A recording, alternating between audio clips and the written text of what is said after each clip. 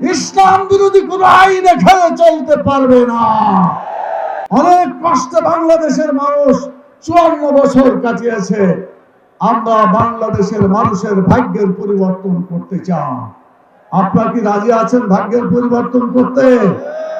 তাহলে কি মানুষের আইনকে আপনারা চলতে দেবেন?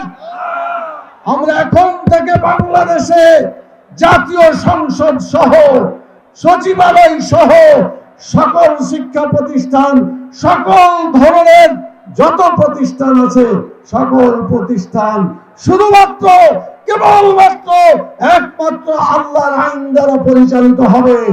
ইসলাম বিরোধী কোন আইন এখানে চলতে পারবে না।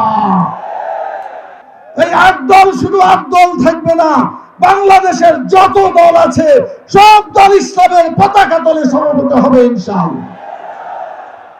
টানা তৃতীয়বার অর্জন করেছে দেশের সেরা সুপার ব্র্যান্ড স্বীকৃতি বসুন্ধরা টিস্যু। এই জন্য আমরা দরজা ওপেন করে দিলাম। আমরা বিএনপিকেও বলতে চাই, আপনারাও আল্লাহকে এক বলে স্বীকার করেন, আপনারা কোরআনকে মানেন, কোরআনকে এক কিতাব হিসাবে আপনারাও মানেন। কিন্তু দুঃখ লাগে যখন বলেন যে আমরা শরীয়তের আইনে বিশ্বাস করি না। এই কথাটা বোধহয় ভুলক্রমে বলছে না জেনে শুনে বলছে, আমার বিশ্বাস এখনো ঠিক মতো হচ্ছে না। 2014, 2018, 2024 স্টাইলের মতো এই ধরনের নির্বাচন আমরা চাই না। কথা ঠিক কিনা বলেন?